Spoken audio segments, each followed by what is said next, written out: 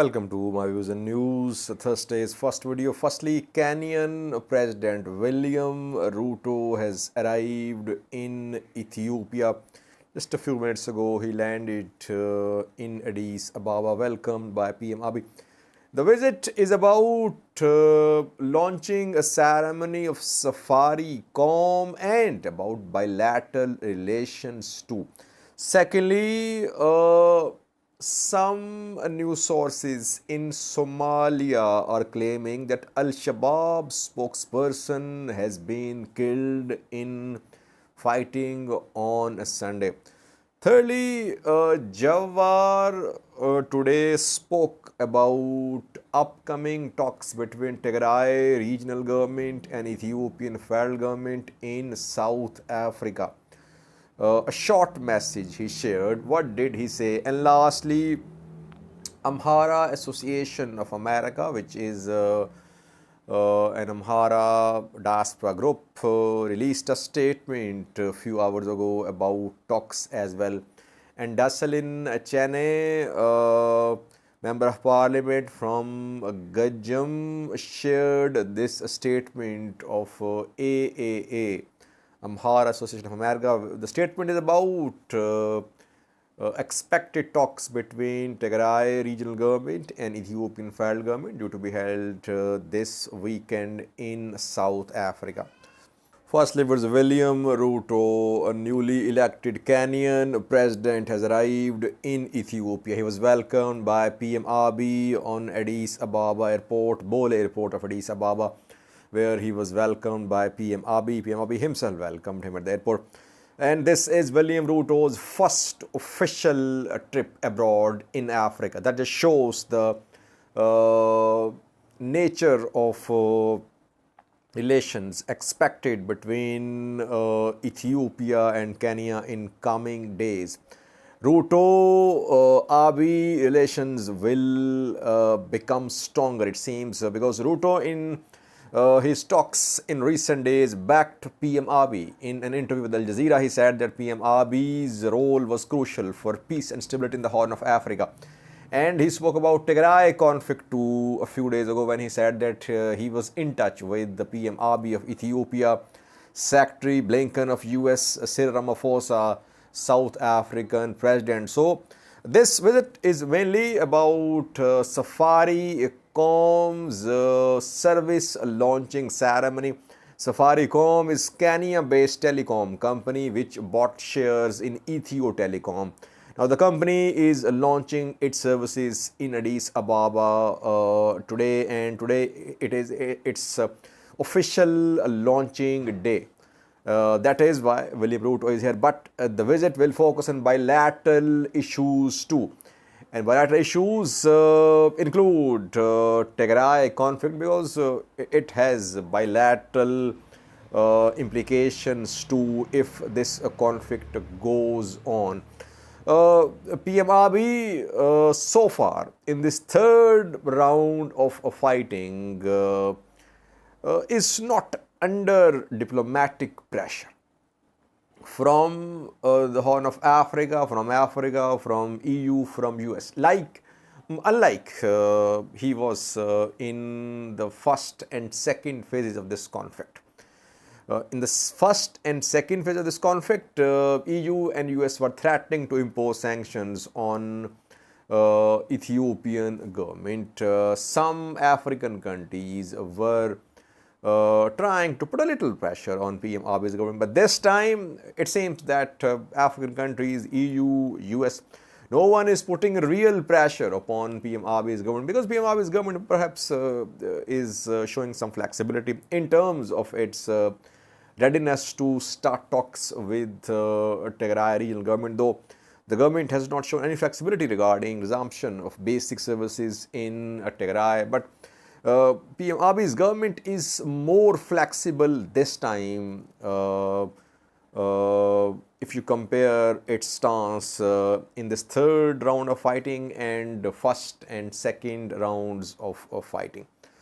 Secondly, viewers, Somalia, where Al-Shabaab spokesperson has been killed, reportedly not confirmed by Al-Shabaab itself, but some pro-government news sources and Somali National Army radio station are claiming that Al-Shabaab spokesperson Ali Dhire has been killed. He was injured in fighting on Sunday and reportedly he has died. But no confirmation from Al-Shabaab side so far, because in the past we have seen several claims made by Somali government forces, Somalia's government forces, about deaths of Al-Shabaab commanders. But later the Al-Shabaab commanders appeared and they were not dead. So we'll have to wait a little to see a statement or a confirmation about Ali Dhire's death. If it is confirmed, it would be a blow to Al-Shabaab. Around 3 weeks ago, Federal Regional Forces of Somalia launched an operation to contain Al-Shabaab. Al-Shabaab is a strong armed group, declared a terrorist group in Somalia. Thirdly, Jawar spoke at last about Tigray Ethiopia Eritrea war. Just a few minutes ago, he shared a message, a small message, a short message, and he shared two letters as well. One is the letter written from African Union to Tigray Regional President, which is an invitation for Tigray government to be part of talks due to be held this weekend in South Africa. Second letter is a statement from Ethiopian Federal Communication Ministry, when Communication Ministry showed its readiness to be part of talks with Tigray representatives in South Africa. Jawar, in his short message, said, "This is the best and the only alternative." And then hashtag peace, just peace. Peace is only alternative. That is what Jawar said. But we were expecting more from Jawar. Since the start of the third round of fighting, we were expecting that he would forcefully speak against this war. He would forcefully speak for peace, like he has been speaking before the start of the third round of fighting. But he has been largely silent. He just shared one statement, which was a party statement. His party OFC released a statement after the start of war, third phase of war, and he shared that statement. Otherwise, he remained silent. He should have spoken, because still tens of thousands, millions follow him. His voice matters. If he is neutral, if he is not in secret alliance with a prosperity party, he should speak unequivocally, and he should work for peace as well. He can play his role. But he has gone into a shell, it seems, that he mainly talks about issues related to Oromia, related to Oromos. He should see himself as a national leader.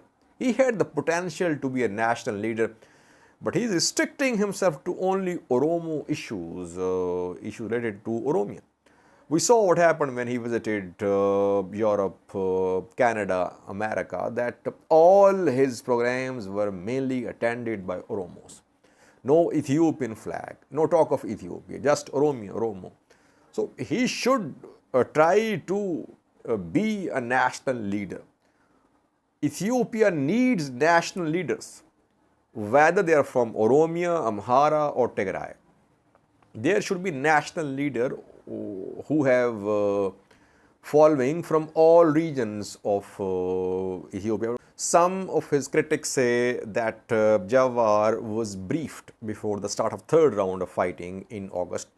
Government officials held a briefing for some politicians, some top government and private individuals, and he was part of the briefing. Lastly, viewers, Amhara Association of America seems to be rejecting upcoming talks between Tigray and Ethiopian representatives in South Africa. This is a US-based Amhara diaspora group, an activist platform.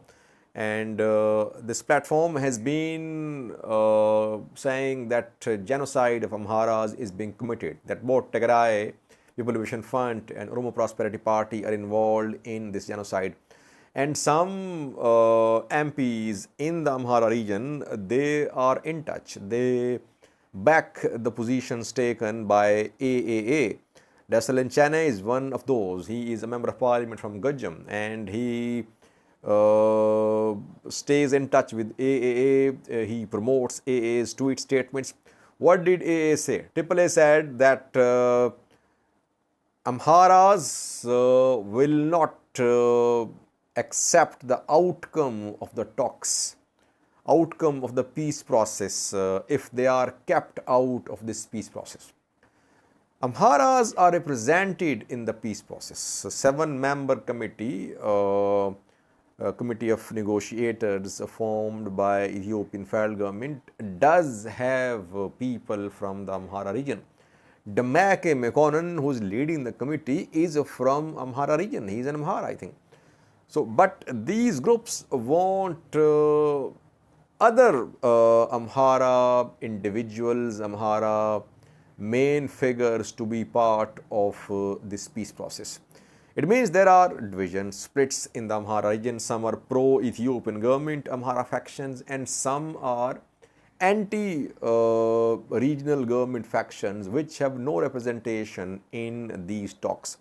That is why AAA is announcing that it would not accept the outcome of the talks, though it does not have any on the ground presence and influence in Amhara. The group mainly is seen on international platforms, in international media. It has been working to stop remittances by Amharas to Ethiopian federal government. And it has been calling for removal of PM Abiy's government. So that is why the group is not in alliance with Ethiopian federal government, and its supporters in Ethiopia don't have huge following, in Amhara especially. That is why even if the group is not part of the talks, or its representatives, or representatives of disgruntled groups in the Amhara region, talks will not be affected, I think, because those who matter mainly in the Amhara region are part of the talks. And issues will arise if Amhara regional government makes a compromise, if it withdraws from its position about Volkait, about Sagade, about Humera. If it happens, then we could see some voices growing stronger and getting louder in the Amhara region with the backing of this group, and obviously with some members of parliament and other key influencers in the Amhara region. But so far, Amhara regional government is not stepping back from its position, from its claim to Volkait. It says Volkait is Amhara. Thank you for watching.